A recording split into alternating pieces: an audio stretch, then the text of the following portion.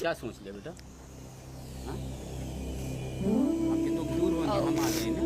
जमीन भी था, हमारे ससुर जी भी दूसरे कोई लिखा लिया। बढ़िया, ये आंसू आपके ना ये जाया नहीं जाएंगे, ये जाया नहीं जाएंगे। इसको देख रहे हैं हमारे वो लोग देख रहे हैं जिनके घमंड में हम लोग आप तक पहुंचते हैं और आप लोग के दुख दूर करते हैं, वो देख रहे हैं। रो मत, चुप रहना। आज से आपके जो दुख के दिन थे ना वो भाग गए, हाँ, क्योंकि आज हम आ गए हैं, ठीक है। और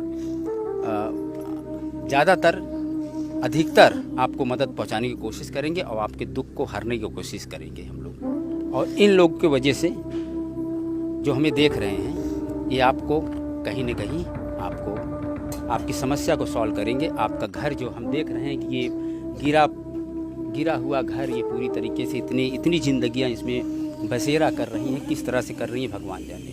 मैं फिर से मैं उन ब्राह्मण संगठनों के बंधुओं से मैं कहूँगा कि आप लोग आइए, इन बच्चियों के जो आंसू निकल रहे हैं आँखों से उसको पोंछने का काम आप लोग करोगे और मैं उसमें सहयोग करूँ। बेटियाँ पढ़ने लिखने की उम्र, अपने घर में रहने की उम्र है, लेकिन गुजरात में जाकर मिल फैक्ट्रियों में काम कर रही हैं और अपना किसी तरीके से अपना घर और अपने पेट को पाल रही हैं।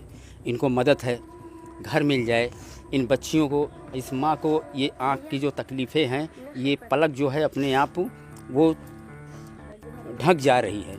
इसी की दवा के लिए इन बेटियों ने गुजरात जाकर कमाना चाहा, फिर भी इलाज नहीं करवा पा रहे हैं। घर का इतना खर्च है कि बिल्कुल जो सैलरी मिल रही है इनको, उससे ये न घर बनवाने के काम आ पा रहा है, ना खा पा रहे हैं, न इलाज करवा पा रहे हैं। काफ़ी ये बच्चियाँ ये मुसीबत में हैं। हम तो कहेंगे, हमारे पास तो शब्द नहीं हैं कि हम किस तरह से आप लोगों से कहें कि इनका दुख जो है आप लोग बांट लो दुख। लेकिन गार्गी शुक्ला। गार्गी शुक्ला, किस क्लास में हो? पढ़ाई करते हो कि छोड़ दिए? पढ़ाई 1 साल हुआ छोड़ दी। किस लिए छोड़ दिया आपने? घर की हालत देख के, और मम्मी की ऑपरेशन करवाना था।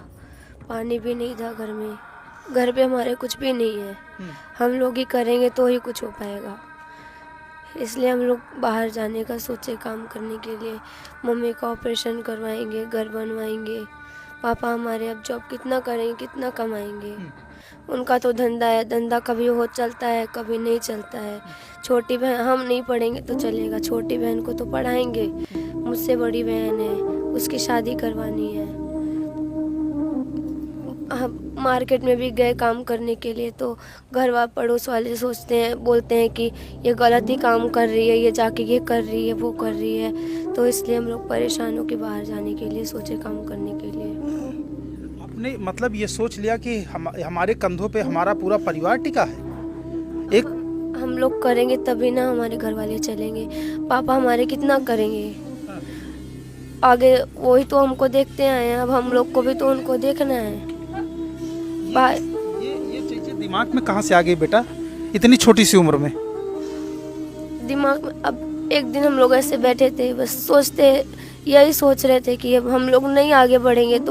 मेरे पापा कभी काम होता था, कभी हम लोग भूखे सोते थे, कभी ऐसा तो कभी दिन नहीं आया कि हम लोग भूखे सोए, लेकिन सोचना पड़ जाता था कि कभी पापा की तबीयत खराब हुई या फिर कुछ हुआ, और एक दिन उनकी भी तो उम्र हो जाएगी जब वो काम नहीं कर पाएंगे, तो देखना हम लोगों को ही है। इससे बढ़िया पहले से ही हम लोग अपने मन में ठाने काम करने के लिए, कुछ घर की स्थिति भी सही होगी, इसलिए। तो आप लोग वहाँ गुजरात रहते हैं? हाँ। दिखाए डॉक्टर को माँ के इलाज के लिए? नहीं जा पाए, क्योंकि रूम भाड़ा ज़्यादा है, फिर लाइट बिल, खुराकी सब कुछ देना होता है, और उसमें मेरी तबीयत ख़राब रहती है। फिर मेरी तबीयत ज़्यादा ख़राब होती है, मेरा तो कभी काम होता है या नहीं होता।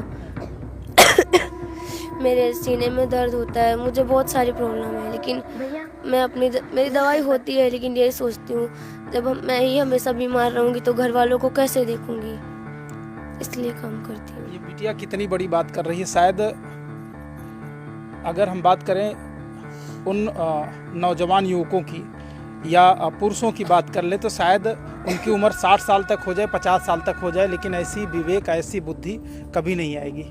एक ये 18, 16 साल, 17 साल की बच्ची ऐसी बात कर रही है। हैं? क्या नाम हुआ बेटा आपका? साक्षी शुक्ला। साक्षी शुक्ला। आप रो क्यों रही पहले बेटा, तो ये बताओ। हमारे घर की स्थिति इतना खराब हो गई है, सब इतना बोलते हैं, सुनते हैं, सब बोलते रहते हैं, हम सुनते रहते हैं, हम लोग तो उसी को सोच के रोना आ गया।